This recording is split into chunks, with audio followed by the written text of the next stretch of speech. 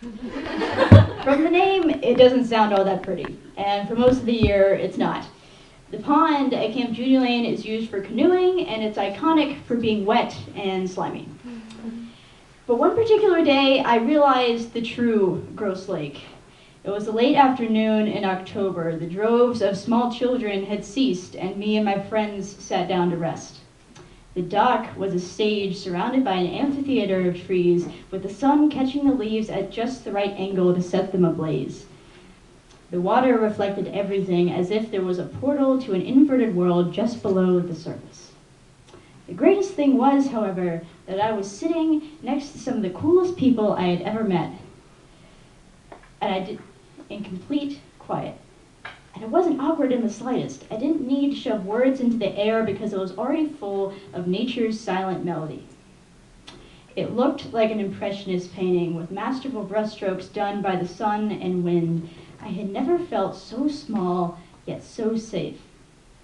It was as if God had made me a blanket for it and said, "Here, I made you a place to play and rest." Gross Lake.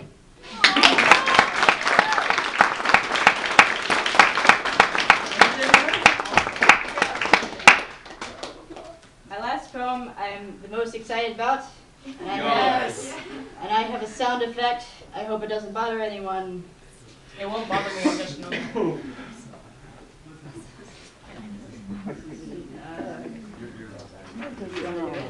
I think I'm sure. Will you give me the cue? Just at the end, just right after I finish, just, you know. Just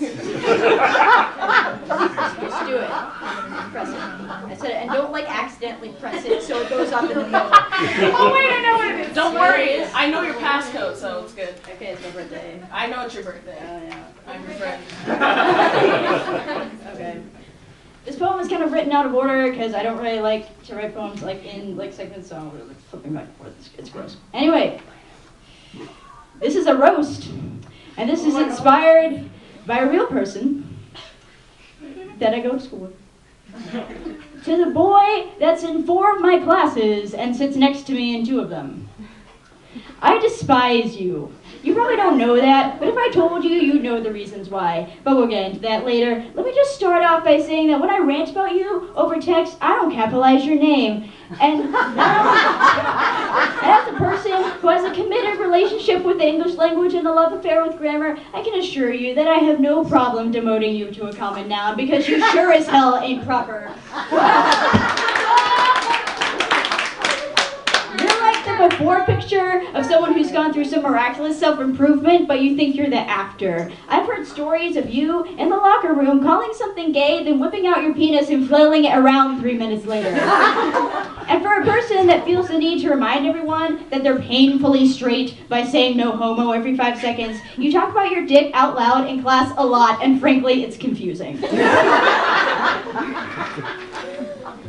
Now, I'm a good person. I don't hate things without reason, especially other humans. But I'm convinced that you're not even a human, just the physical embodiment of a cringe.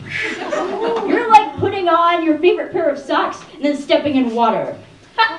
Or pulling up to the longest stoplight in the city the second it turns red. You're so annoying that there's probably a computer virus named after you. But instead of binary, it's written in the lowercase letters of your name. Devices that are infected are rendered practically useless, only able to flash the Nike logo and stream ESPN. But I'll get to the point because I'm sure you've never actually listened to a woman talk this long. A few weeks ago, you were sitting behind me in world history and you asked your friend what my name was, despite the fact that we're in the middle of the second freaking semester. And you didn't phrase it nonchalantly, no. You straight up said, "Yo, what's that girl's name?" And your friend responded with, "Bro, that's not a girl, that's a guy." And you both lost it, because you're so funny.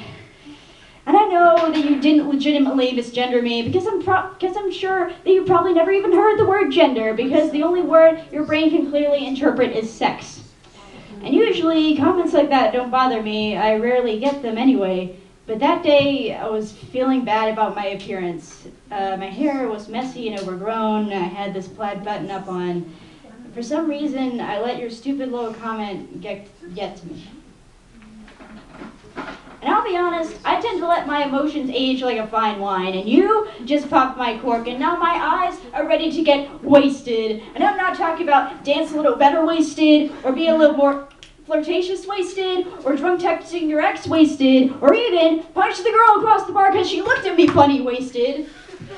I'm talking about almost unconscious wasted, so wasted you believe your life is a landfill. I'm talking about strip mining in eastern Kentucky and our governor drove off the EPA wasted. I'm talking about the time I spent listening to you wasted. I'm talking about the money spent on police officers' guns wasted. I'm talking about wake up in a jail cell wasted, which is what I hope happens to you, and it probably will, because you have the maturity level and sensibility of the red Solo cup you're drinking out of.